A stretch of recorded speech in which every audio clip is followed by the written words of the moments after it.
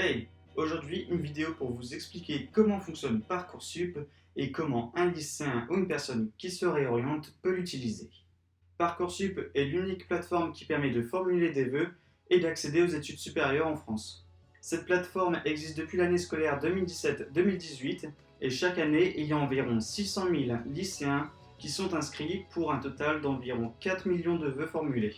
Si vous êtes lycéen, vous devrez passer par Parcoursup pour accéder donc aux études supérieures. On distingue 3 phases pour Parcoursup.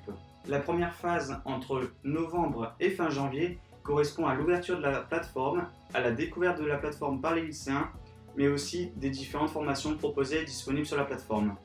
Vous pourrez naviguer dans le catalogue pour découvrir les différentes formations et les différents détails, comme par exemple les frais de scolarité, s'il y a éventuellement des concours à passer, le nombre de places, le classement de la dernière personne acceptée l'année dernière, etc.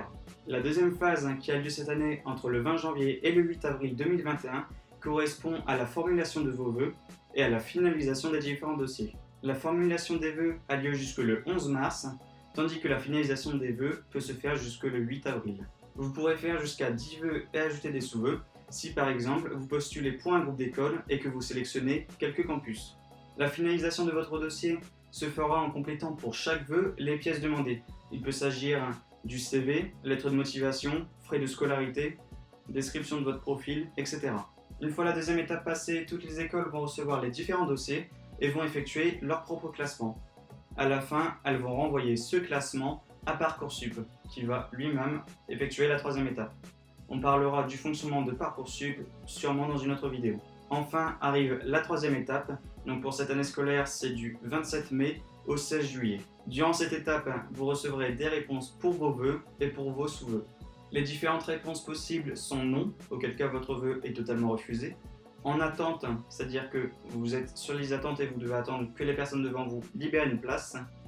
Oui, auquel cas vous êtes accepté pour le vœu. Il existe aussi une réponse oui si, auquel cas vous êtes accepté à condition que vous suiviez une formation spécifique. Ça peut être par exemple du tutorat, une remise à niveau. Si jamais vous avez plusieurs réponses positives en même temps, on va vous demander en un certain délai d'en sélectionner qu'une seule. Donc là vous avez plusieurs solutions, soit vous acceptez de manière définitive ce vœu, vous mettez un oui et vous supprimez tous les autres, c'est-à-dire que ça va être votre formation que vous allez faire l'année prochaine, ou vous avez la possibilité de mettre un oui mais. En fin de compte, vous allez mettre un oui mais quand vous êtes en attente sur d'autres vœux et que vous en gardez un provisoirement, mais que si une place se libère dans un autre vœu, vous allez alors la prendre. Enfin, vous pourrez effectuer votre inscription administrative à la réception des résultats du bac, c'est-à-dire à partir du 6 juillet pour cette année. J'espère que cette vidéo vous aura aidé à comprendre Parcoursup. N'hésitez surtout pas à poser vos questions dans les commentaires, je pourrai y répondre, sachant que moi-même je suis passé par Parcoursup. Sur ce, j'espère que vous êtes abonnés et je vous dis à plus!